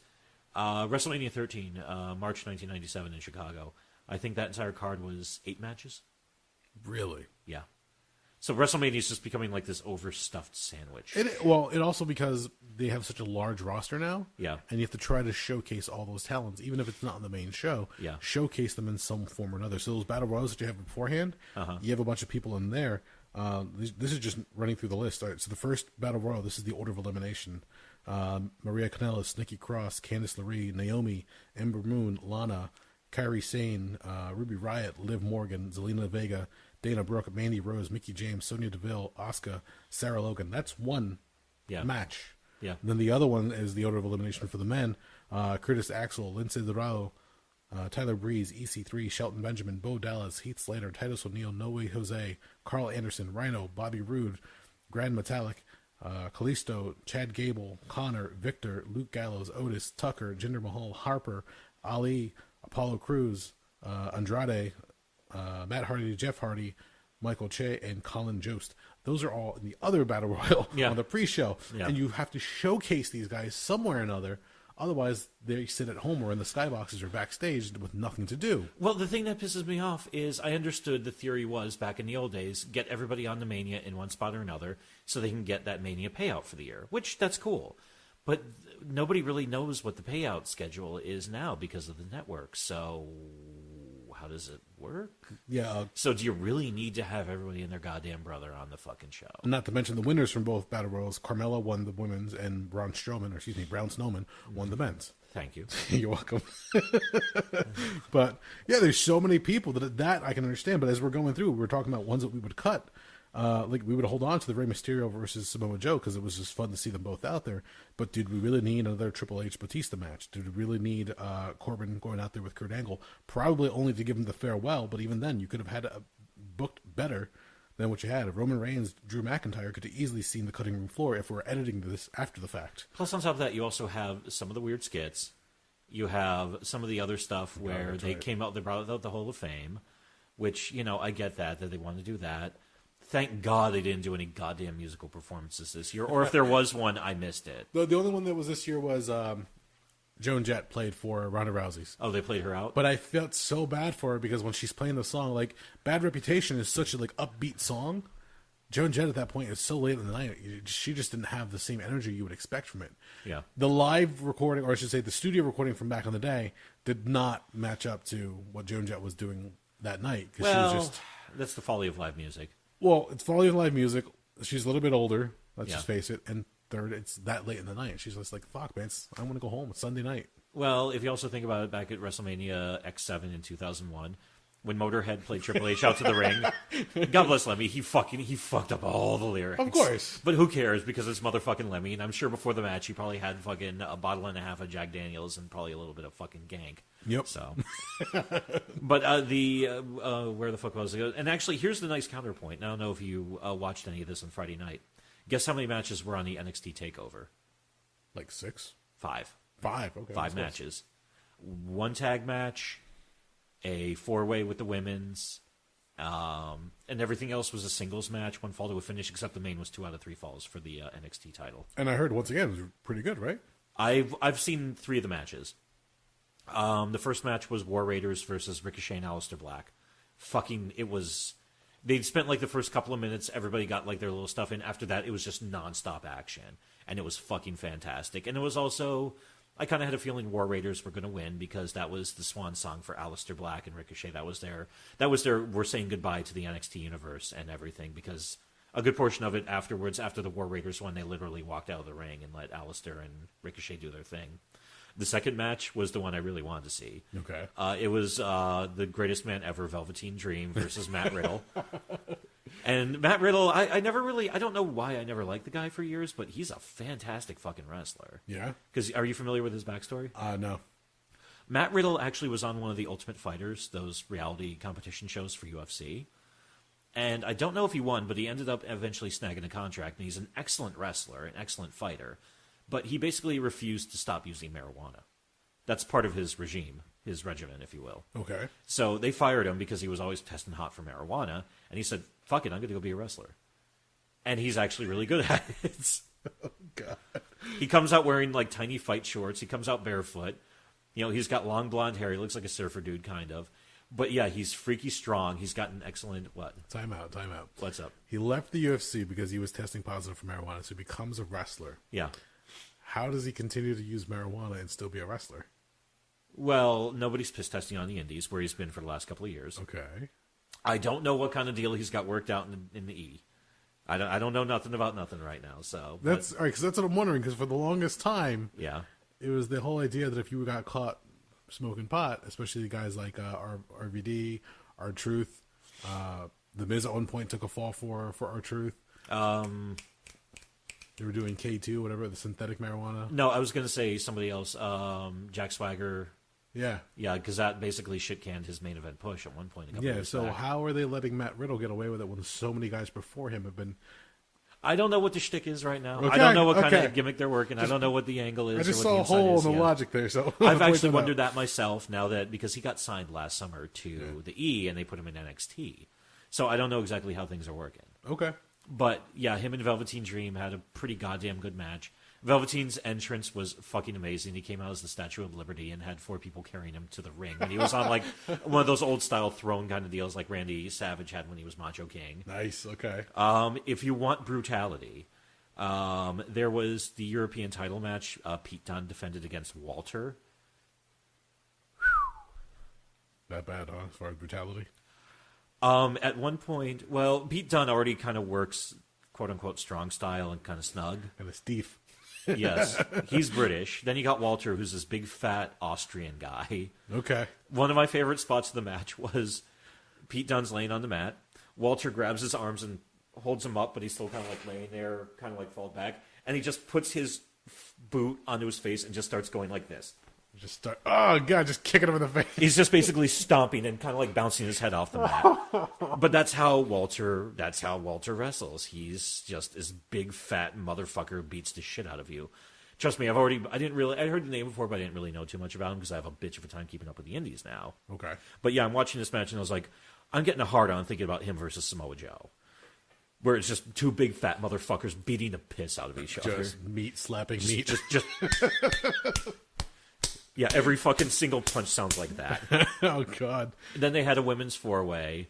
Shayna Baszler, who's their champion, who was another former MMA fighter. Okay. Kairi Sane, who's a pirate, and I love her to death because she's so adorable. Io Shirai, who's, I think, from China. And I forget the fourth one. Bianca Belair, who's also really fucking awesome. She's another upcomer. Okay. Yeah, they had a pretty good four-way. Shayna Baszler kept the title on her. I have not seen that match yet, though.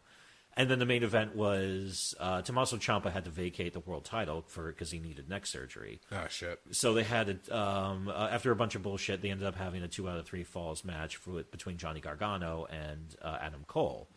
And once again, it was everything I've read about it says this match it was just they fucking ripped the house down because both of them are so fucking talented. Okay. So I'm going to go back and watch those. So, but yeah. All right. Well, before we finish up. Yeah, this is a big episode. Yeah, let's touch on the last thing we mentioned earlier. The Hall of Fame ceremony. Jesus Christ. Is always fun to watch because you get to see some cool speeches and you get to see some inside stories unfold. In some of the induction speeches and some of the presenters, but this time around, is this the first time that they actually used the arena as the setting? No, they've used the arena before. This was the first year that instead of having a stage at one end of the arena, that they had the ring set up and modified to be where the speeches were done. Okay, that was weird. In fact, it was weird enough where they actually the hosts. Corey Graves and Renee Young actually referenced it that they're trying something new this year because I watched it live at a friend's house, and as soon as it opened up, we both looked at each other like, "What the fuck are they doing?" I kind of liked it. We were in the locker room getting ready for the show when they were playing the Hall of Fame ceremony on somebody's phone, so you heard some of the induction speeches, and I don't know when the whole Bret Hart incident took place. Okay, I just remember going back to the locker room at one point, and all of a sudden he goes, "Did you hear what happened to Bret Hart?" I'm like, no, like I was expecting someone to tell me like he'd like been rushed to the hospital or something. Yeah, like he might have like keeled over. I'm like, what the fuck happened? All of a sudden, everybody's looking it up on their phones because certain people watched it unfold in the locker room. Other people are just trying to look up the video after the fact. And, like TMZ and other areas reporting it like crazy. So anybody who doesn't know, Bret Hart was being inducted into the Hall of Fame, I guess, under the Hart Foundation this time around. Yeah, so for his second ring. So as he's being inducted, all of a sudden, some guy in a Rastafarian hat jumps into the ring and tackles Bret Hart. So he and Natalya go to the ground. But with that, just this crowd of security and wrestlers jump the guy. And I don't know who the guy was in the brown suit or the tan suit, but just starts laying punches into the guy's face. Bigger guy or smaller guy? I don't remember. I'd have to watch the video again. Because I know I was watching it. Did you watch it unfold? Well, I was fiddling with my phone, and all of a sudden we heard a thud, and they stopped talking, and we're like, what the fuck happened? We all look up, because we're all kind of like dicking around with our phones just listening. And you could tell it's like, okay, this is not part of the storyline, because they immediately went to crowd shots. Yeah. They were not showing the ring at all. For anybody watching the actual ceremony, what happened was the guy comes in, and then as Bret is being taken down, it cuts to black. Yeah. For a couple seconds. And then from there, all you see is crowd shots or like a long shot of the ring itself. Yeah. So you really can't tell what's going on. But of all the... Because everybody has this freaking camera in their pocket at this point. Yeah. Within an hour, there was tons of different angles on Twitter. So you could see exactly what went down. Bunch of different... And the one was like a higher shot up in the audience. And this one guy in like a tan suit just starts literally... You keep counting off. Like 1, 2 punches just... I believe... on the guy's face. From what I gathered from watching the video and what I was able to put together, the first person to hit the ring was actually Shane McMahon. Okay. And he went after him. And that's bad enough. Number 2 was the one that was really... That's a real fucking nightmare. Travis Brown, who's a heavyweight fighter in the UFC right now, he was there because he's married to Ronda Rousey. Okay. He was in there quicker than a hiccup, too, fucking laying into this guy. Not too far behind them was also, you had one of the guys, New Day were in there pretty quick, but they were kind of more taking care of Natalya and Brett.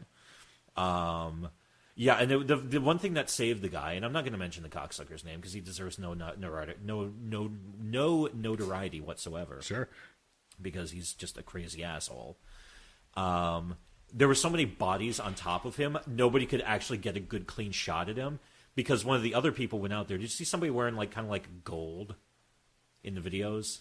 I don't recall off the top of my head. It was such a blur. That was Davey Boy Smith's son, Harry Smith. Oh, really? He was in attendance. He was in attendance. I'm not sure. He was just there as a guest, I think, because, Brett's his uncle. Because, Davey Boy married Diana Hart, and, she was one of the Hart family. Okay. Little known fact about Davey Boy Smith Jr., Harry Smith. All he does nowadays is catch wrestling and shoot wrestling. Okay. And also, he's trying to get to be 300 pounds. So he's like 260 pounds of muscle. And he's actually a NAGA, North American Grappling Association champion. And actually, he's constantly in and out of New Jersey because there's a ton of catch wrestling tournaments that happen here. Okay. Yeah, he's one of the last people in the world you want teeing off on your ass. But the best shot, my personal favorite, when security and some of the wrestlers finally get the guy out of the ring, Dash Wilder from the Revival, you just see him kind of fucking come up next to the guy and go like this and just kind of swing up right at the guy. I heard the uppercut. Yeah, and he just walks away and you just see the guy just fucking dead weight because it just knocks his ass the fuck out. Oh, fuck. And I was like, you know what? He deserves it. If it was the old days, there would have been nothing to fucking turn over to the cops because the boys would have drug him into the back, fucking put him in a back room, and just took turns beating the shit out of the guy. So the fact that the cops actually got him out of there and got him fucking to the local precinct to fucking be arraigned, the guy should be thanking the stars because otherwise, yeah, he'd be fucking eating dinner through a fucking spoon or through a fucking straw. Especially somebody like Bret Hart of all people, who's held in such a high regard. Why, out of nowhere, were you a fan of the Montreal Screwjob? What was going on? I wasn't sure what happened. Well, some of the accounts I heard of the guy was he's actually considered mentally unstable. He was an amateur MMA guy. He tweets like a psychopath at Triple H and Vince McMahon. And one of the guys who was a former training partner of his took out a restraining order against him because all of a sudden he started stalking him and threatening him. So I do believe the guy is not quite wired right. He's also a douchebag and he deserves every ounce of punishment he gets. But yeah, I don't think the boy ain't quite right. Well, I know he was turned over to the authorities. Yeah. There was a shot of him released at one point where you just saw his face all beaten up. He just looks horrible. Oh yeah, he got... I'm sure backstage away from prying eyes, a couple of the guys were like, hey, officer, what's that over there? Oh, I'm a cop. I'm going to go look at what's over there right now. And then, yeah, go on, carry on about your business. It was just one of those moments, what the fuck's going on? And again, I hate to say this, because there's a lot of people who thought, immediately were thinking, oh, this is all part of the show. It's planned. I hate to say it, at first I thought that until I realized, no, if it was part of the show, they'd be showing it. Well, that was my thought. That immediately brought me back to my idea of anything could happen in WrestleMania weekend. You better keep your eyes, watching, because you might miss something. Mm-hmm. And you guys sitting on your phones didn't look up at the right time. I'm like, what the fuck? Yeah. And suddenly mass hysteria breaks out. But that makes me wonder if they're going to go and, granted, it's their own network. They can do whatever they want. But next year, are they going to make it a live event? I think it'll still be a live event. I think they're going to go back to the old format. They're going to have the stage, because when they have the stage, that can never happen because the first 15, 20 rows is... Workers and their families. Yeah, it's all wrestlers, family, friends, previous inductees into the Hall of Fame. Yeah. So it's all people who are... If somebody tried rushing the stage at that point, yeah, they're not even going to get anywhere near before they get tackled. Yeah. Well, this was a bad format, too, especially because you had regular fans in the background for a lot of the shots. So it just looked really fucking weird. But do you know who the true MVP of the Hall of Fame ceremony was? Who? The Honky Tonk Man. Oh, no. You want to know why? Think about every Hall of Fame. Everybody comes out in a tuxedo or a suit, right? Yeah. Not Honky Tonk Man. Jumpsuit? Came out in a jumpsuit. And he had it zipped down a little bit. And he had no shirt underneath. Oh, so no. He had his tights. So Smart Money says he had his tights underneath. He showed up ready to work. Oh my god! Because he's a true fucking worker. Sadly, he did not. I was really hoping for him to just go off on the mic and just shit all over everybody, but he was actually pretty good. You know, Vince McMahon's a fucking asshole. Jerry Lawler, go fuck yourself. I don't care if you're my fucking cousin. Ric Flair's got AIDS. Yeah. just be a, you know. It's also funny that he was inducted here because there was that famous shoot interview where he makes fun of Bret Hart for having a stroke. Oh, jeez. But it was awesome. The DX one was fun, but it was just a giant long clusterfuck of them being ridiculous. I would imagine, yeah. Yeah. I have to go back and watch that one, actually. The DX one is fun. Harlem Heat's fun because it's Harlem Heat. They're cool as fuck. You could skip Tori Wilson. She has no idea what the fuck she's even talking about. Yeah, watch Honky for part of it. I mean, it's not as juicy as you'd hope it would be, but whatever. Well, it's, downplayed for WWE Yeah. television. Yeah, so, it's a good time. All right. So there you have it. I mean, there's no real spoilers that we gave out in some of the matches. I mean, if you watch the show, you know how it turned out. Yeah, if you're listening to us recap WrestleMania weekend, it's going to be clearly labeled as such, so why the hell are you listening to this before you're watching WrestleMania? And we're recording this 2 days after WrestleMania, so yeah, do what you will. And it's probably going to be going up later in the week anyway, so you get time to watch WrestleMania before this is your goddamn fault. So if you liked the show, this is just our 2 cents, what we thought about it. And hopefully they'll make some time. Let's say, can we start our hashtag? Less is more WWE. Because really, let's cut down the hours just a little bit so we can get home at a certain time. We can turn off the TV at a certain time and get up the following morning. Because now there's a lot of people that have started the argument that the day after WrestleMania should be considered a holiday. Because there's a lot of people who are saying the same thing about the Super Bowl. That it's one of the biggest games of the year, that after the Super Bowl, you should have the following day off of work. Oh, Jesus How about fucking Christ. Use your vacation day and shut the fuck up, because everybody else has to go to work. Not everybody loves sports, and not everybody loves wrestling, so why should they have to take off the More day? importantly, it's on the network. Do what I do. You go back and you watch it later the fuck on. It's There not you that go. big of a deal. I like that idea, too. Yeah, because, I mean, this was kind of I wanted to see exactly how, I knew Becky Lynch was going to win. I was pretty goddamn sure. I mean, although, you never know what Vince is up to, because he'll get a wild hair up his ass and be like, no, we're booking it this way. He'll do a line of coke off of some, stripper's ass, and all of a sudden he just changes the entire show. Yeah, because you never know what he's up to half the fucking time, because he's a crazy old man. So, but, I mean, for this one, I wanted to watch that one. But other than that, I mean, last year, I think I went to bed around the time that Braun Strowman said he was going to go wander around the crowd until he found a tag partner. And as soon as he picked out an 11-year-old kid, I was like, I don't need to watch this anymore. My cousin, who was on the show with me this past weekend, he was asking me, hey, what are you doing for Mania? I'm like, dude, look, I have a child. I have work the next morning. If you do come over to watch Mania, I'm just going to kick you out before the main event anyway. So sorry, but thank you, but no thank you. It's not happening. Like I would love to watch it, but this is just one long ass show, and I just anticipated it being a long show. So. I missed the days of pay-per-views when they ended at like 10:45. Yeah, or 10:55, and even with like a short drive home, you were still home. And in bed before midnight. Exactly. No, in this case, no. Again, our friends went out to watch the show, Dan and Andrew, and I know for Andrew specifically, he just missed the problems with the trains. Really? So he was able to get home at a decent time. I believe Dan and some of his other friends were able to drive in and drive back, no problem. I mean, granted, they hit whatever traffic, but they weren't delayed until like 5 in the morning. Yeah. So, not bad. It really doesn't make a case for me to go watch it in the next time it comes around to the New York, New Jersey area, but we'll see what happens. But 6 years from now is 6 years from now. Yeah, exactly. If they keep up on that schedule, who the fuck knows? So, that's about it. I don't have anything else to add. Do you? No, I think this was a pretty exhaustive, all-encompassing episode. There you go. Well, if you made it this far, thank you for listening. We are the Rabblecast.